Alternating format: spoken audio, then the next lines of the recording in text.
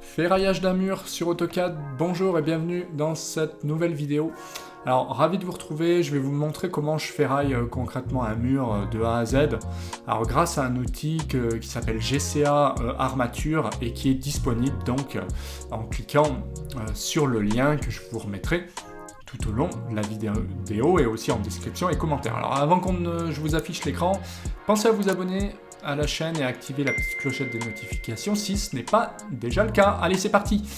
Donc bienvenue sous l'environnement donc GCA, comme je vous le disais. GCA, ça permet en fait d'avoir un certain nombre de blocs dynamiques.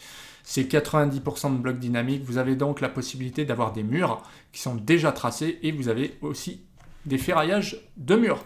Donc pour ferrailler un mur, je vais simplement utiliser ce bloc-là.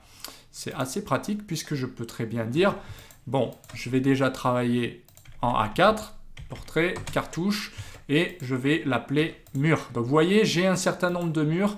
L'avantage, c'est que c'est pas compliqué, contrairement à ce que vous pourriez imaginer, c'est que je peux double-cliquer et dire, bon, je vais mettre un mur test, ok. Par contre, là où ça va loin dans les blocs dynamiques, c'est que vous avez une trame, c'est-à-dire que vous cliquez, vous avez une liste déroulante, vous choisissez. Point barre. Aucune difficulté. Vous avez en plus de ça le guide d'utilisation complet. Et donc, je vous mets à disposition, en cliquant sur le lien, l'outil complet. Mais sur mon site web, donc vous pouvez accéder qu'au bloc mur, celui-là. Vous pouvez accéder à un bloc de poteaux. Vous pouvez aussi avoir des blocs de coffrage. Ou alors, vous avez la totale avec des packs. Par exemple, vous pourriez accéder à tous mes blocs, ou alors certaines formations pour, par exemple, comment je réalise un ferraillage. Vous avez tous les blocs de ferraillage basiques pour faire des cadres, des épingles, etc. On ne va pas rentrer trop dans le détail, mais vous avez compris le système. Donc, je vous mettrai le lien aussi vers mon site web. Alors, l'idée, c'est que, contrairement à d'autres logiciels, vous avez tout à fait la possibilité de retrouver des choses qu'on ferait sur les logiciels professionnels, entre guillemets. Donc tous les autres logiciels pro le proposent, c'est-à-dire vous allez dessiner un mur. Okay. Alors, ils proposent des armatures. Moi, ce que je propose, c'est un gabarit complet, c'est une sorte de bibliothèque. Vous avez vu, il y a tous les éléments. Là, quand je parle de bibliothèque de mur, c'est que vous avez la possibilité de faire un mur de refend, un mur sans dalle, un mur, je sais pas, avec un mur au-dessus ou sans mur au-dessus. Voilà. Donc là, on voit que c'est à replier direct. Plus de 15 ans de métier, 20 ans d'AutoCAD et 7 ans de développement. Donc ça se voit. Vous avez donc la possibilité de passer un mur à l'échelle de par page ou alors sans échelle. Je vais vous montrer celui-là. Pourquoi ? Tout simplement parce que vous avez beaucoup plus d'options. Vous avez du standard, vous avez aussi des options avec des prédales, du façonné et des TS plus des HA en plus. Enfin, des TS et ou HA. Donc standard, c'est un mur standard.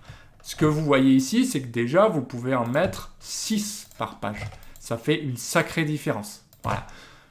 Je préfère économiser le papier et gagner beaucoup de temps surtout. Vous allez voir pourquoi.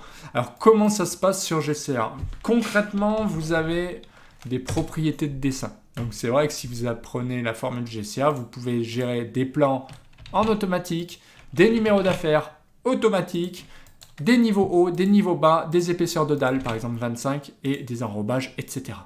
Comment ça se passe concrètement ? Mon épaisseur de 25 se met à jour ici. D'accord ? Comment ça se passe ? Si je fais régène, ça se met à jour en fait de partout. Et ce qui est top, c'est que en fait, lui, il va m'arrêter les treillis plus bas, normal, puisque la dalle descend plus. Alors là, c'est un mauvais exemple puisque le treillis monte.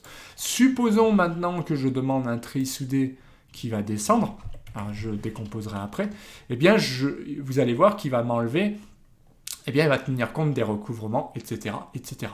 Donc tous mes paramètres qui sont ici, soit je les change une fois pour toutes dans PropDes, on va voir aussi les numéros d'affaires, soit je le force une fois, d'accord ? Par exemple, dans un sous-sol, il y en a 3 qui sont différents, je les force. Je ne vais pas m'embêter à les changer partout. Vous avez vu, numéro d'affaires, il est à jour de partout en un clic. Donc Regen, il m'a mis partout à jour. Si vous avez une modif, vous faites simplement PropDes ou alors vous allez dans Fichier, Propriété du dessin et Personnaliser. C'est tout. Alors, c'est mieux que d'avoir à sélectionner déjà comme je vois certains faire ça, et aller dans propriété, et vas-y que je change tous les trucs. Et pire, il y en a qui les changent un par un. J'espère que vous n'êtes pas concernés. Sinon, la bonne nouvelle, c'est que maintenant, vous avez des outils très économiques pour le faire. Donc, vous voyez, déjà, l'avantage, c'est que vous pouvez utiliser ou pas les blocs. Ce sont des options. Vous pouvez décomposer les blocs. Et quand vous décomposez les blocs, vous pouvez dire celui-là, c'est M1. Il fait 15 mètres linéaires. Le treillis soudé ici va s'arrêter. Le treillis, c'est un ST40C qui s'arrête au niveau brut de dalle. Tandis que celui-là va s'arrêter sous dalle pour pouvoir mettre la boîte d'attente éventuellement. ST20, arrêté niveau dalle brute. Sens porteur du ST20, puisque c'est pas de la maille carrée. Verticaux, c'est pas mal. Alors, est-ce que vous voulez des éclisses? Bah là, en l'occurrence, si vous avez un mur au-dessus, vous allez me dire oui. Maintenant, si le mur au-dessus, bah j'en ai pas. Par exemple, je dis pas de mur au-dessus. Je vais virer les éclisses. Tout simplement en faisant pas d'armature. Et pas d'armature. Voilà. Mais si j'en ai besoin, bah, je peux les remettre. Hein. Pourquoi pas? Alors, qu'est-ce qui se passe? Ici, il va se recalculer tout seul. Donc, vous voyez, j'ai plus 3,02 m comme je l'avais auparavant, puisque bah, il s'arrête sous dalle. Supposons que je force ici, parce que c'est pas courant. Bah, je force, pas de problème. Qu'est-ce qui va se passer? Bien sûr, les longueurs, attention, ça change. 3,08 m, puisque c'est plus haut. D'accord? Donc là, j'ai des longueurs qui sont à jour. Je peux mettre ici un chaînage ou pas. D'ailleurs, je peux très bien dire voir ou j'en sais rien, prévoir 4 h 10 plus cadre. Enfin, vous mettez bien ce que vous voulez ou vous mettez rien. Voilà, ok. On met rien et puis là, on rappelle un élément ou alors vous décomposez et vous dites non, non, non, non. Ça, je supprime et vous avez une dalle, par exemple, comme ceci. Donc, vous avez vu ce que j'ai fait, c'est que j'ai décomposé. À tout moment, si vous êtes limité, vous décomposez. Alors attention, on évite quand même de décomposer les barres, sinon on se retrouve avec des trucs un peu comme ça. Voilà, avec la perte du poids d'armature. Vous avez vu, les 15 mètres linéaires se convertissent en poids d'armature pour 15 mètres linéaires d'éléments. C'est-à-dire que automatiquement, vous avez un nombre de TS qui peut être calculé puisqu'il vous donne le poids total. Vous le divisez par le poids d'un panneau, vous avez le nombre de panneaux. On ne peut pas faire plus simple en fait.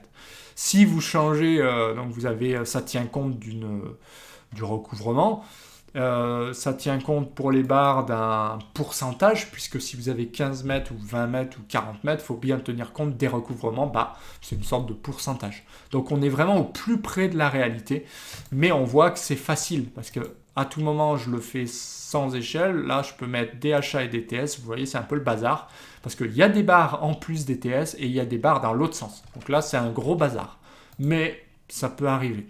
Puis vous avez des armatures façonnées de ce type, donc avec une armature un peu spéciale parce qu'il y a une prédale par exemple. Voilà, donc vous pouvez avoir plusieurs cas, mais on peut rester bien sûr en standard et décomposer déjà en disant ici pas d'armature, et donc je vire ça. Par contre ici je vais mettre pourquoi pas je sais pas moi, un PAV 10 filant. Voilà, terminé. Vous pouvez le déplacer, je le mets par exemple au milieu, et c'est terminé. Donc ça, je le déplace un petit peu. Et qu'est-ce qui se passe? Donc j'ai un PAV 10 ici, la longueur qui se recalcule correctement. Donc, je vérifie mes longueurs au passage, ok, c'est bon. Donc j'ai fait mon PAV 10, etc., etc. Donc comment on fait les murs? Moi je l'ai fait comme ça personnellement, je vais mettre 20 mètres linéaires et puis terminé.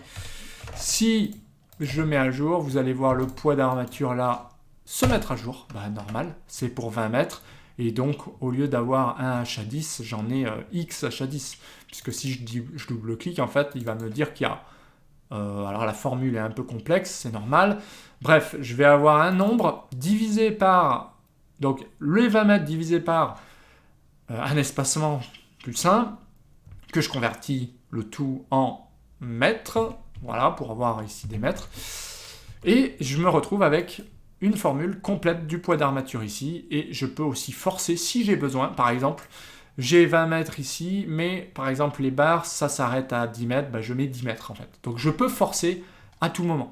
Ici, je peux aussi dire, bah, attention, bon, on va pas s'embêter, on va faire quelque chose comme ça. Là, je dessine une barre à l'arrache, comme ça. Et cette barre 2, je vais supposer que c'est celle-là. Donc, je fais 2 fois H à 10 et c'est terminé. En fait, ce qui compte, c'est ce que vous avez dessiné. Donc ça, par exemple, j'ai déjà créé un calque pour vous. Vous le mettez dans un calque fort, comme ça. Vous dites que c'est à peu près la même chose. Vous copiez une barre sans la nomenclature et le tour est joué. La différence, c'est que là, bah, vous avez bien le double. Voilà, 180. Donc, vous avez bien le double en termes de achat, mais vous faites ce que vous voulez. C'est vrai que ça peut être lourd de repérer la même chose de part et d'autre. Mais je le fais souvent. Pourquoi? Parce que là, celui-là, il peut très bien monter à 140 cm et lui, il s'arrête, vous avez besoin d'un mètre, etc. Enfin bref, vous m'avez compris. Et c'est le principe vraiment pour tous les autres murs. Donc on en a fait un. Une fois qu'on en a fait un, bah, on peut prendre l'autre et on le copie-colle. Qu'est-ce qui change? Généralement pas grand-chose. Par exemple, il y a ça qui va changer. Bah, je change ça, ST25. Je l'arrête au niveau brut aussi et je le mets en horizontal cette fois-ci. Donc ça change un petit peu. Bah, ça change surtout le texte et le calcul du poids en fait. Puisqu'il sera pas, il sera dans les 6 mètres et il ne sera pas dans les 2 mètres 40, d'accord? Donc, ça change un petit peu le poids. Et c'est surtout pour indiquer aux maçons de le mettre dans le bon sens, puisque la maille, si ce n'est pas de la maille carrée, ça change quand même au niveau du calcul. Mais ça, vous le savez déjà.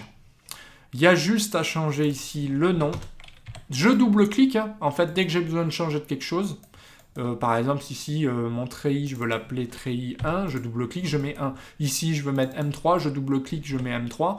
Je fais entrée si je veux passer à l'autre, 15, je vais mettre 17, ok. Donc, toujours sur AutoCAD, bien mettre les points.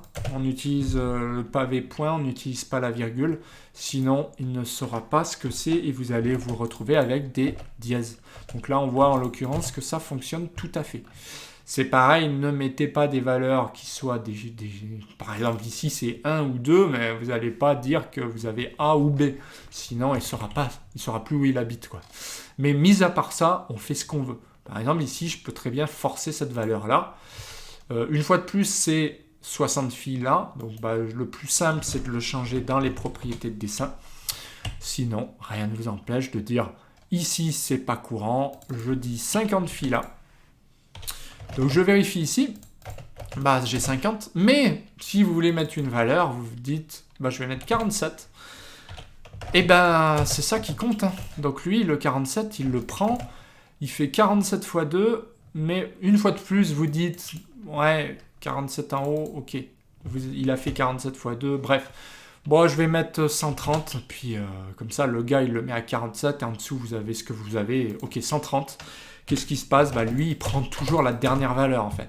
Il va prendre celle-là, ensuite, vous forcez ça, il va la réinjecter là. Vous forcez là, il va la mettre là. Vous forcez là, il prend celle-là dans le calcul du poids, en fait, tout simplement. Donc là, il n'y a pas d'intérêt, mais supposons que vous vouliez dessiner quelque chose un peu comme ça. Hop, là, vous avez 132. Voilà, vous mettez 132, puis j'ai envie de vous dire... calcule-moi le poids avec Regen. Le poids est recalculé avec 132. Et puis c'est tout. Donc ça, si je mets 128, ça ne change rien. Voilà. Ce qui compte, c'est les 132. On le voit ici. Et le poids total, donc je peux utiliser la commande avec GCA poids armature en disant j'ai terminé, je veux le poids de tout ça. Donc je veux le poids achat, je fais CTRL poids TS pour avoir les deux et je dis ici, les murs font tout ça. Voilà, c'est un peu gros, mais je vais le mettre. Je vais le déplacer. Je vais faire CTRL Z. Hop, je vais le déplacer. F8 et je le mets là. Comme ça, j'ai un poids total avec 333 kg et un poids TS de 1 tonne 78. D'accord? Et ça, c'est valable pour n'importe quel élément. Si je veux le poids que d'un mur, je sélectionne qu'un mur. Si je veux le poids de tout le carnet, je sélectionne tout le carnet. C'est aussi simple que ça. Donc voilà, on a vu le principe, plan automatique, numéro de page complètement automatique. Donc si je passe à la page suivante, j'aurai une page automatique, c'est-à-dire que j'aurai la page ici, 13. Voilà, 12, 13. Donc facile, hein. Et vous pouvez aussi dire ici, bah, si je suis en A4, vous avez un petit système sympa, ça vous permet de les placer plus facilement en fait. Bah, en général, c'est surtout pour les présentations. Elles sont placées comme ceci. Vous utilisez la présentation qui va bien, donc ça c'est valable que pour GCA.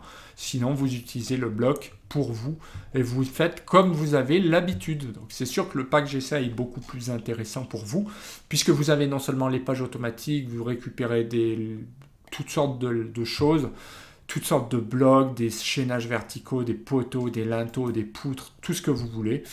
Mais sinon, effectivement, vous avez les murs. Comme on a vu, vraiment aucune difficulté. Vous pouvez changer dans propriété plusieurs choses. Ou alors, vous sélectionnez, vous utilisez la liste déroulante, vous double-cliquez pour forcer une valeur. Et c'est à peu près tout ce qu'on pouvait dire sur ce tutoriel complet pour dessiner des murs rapidement et facilement. Bah, merci d'avoir suivi cette vidéo, j'espère que ça vous a plu. Si c'est le cas, un petit pouce bleu, un petit commentaire. Pensez à vous abonner à la chaîne et à activer la petite clochette des notifications. Ça, c'est pour ne rien louper. Et sinon, je vous dis à bientôt pour d'autres vidéos. Prenez soin de vous. Allez, bye!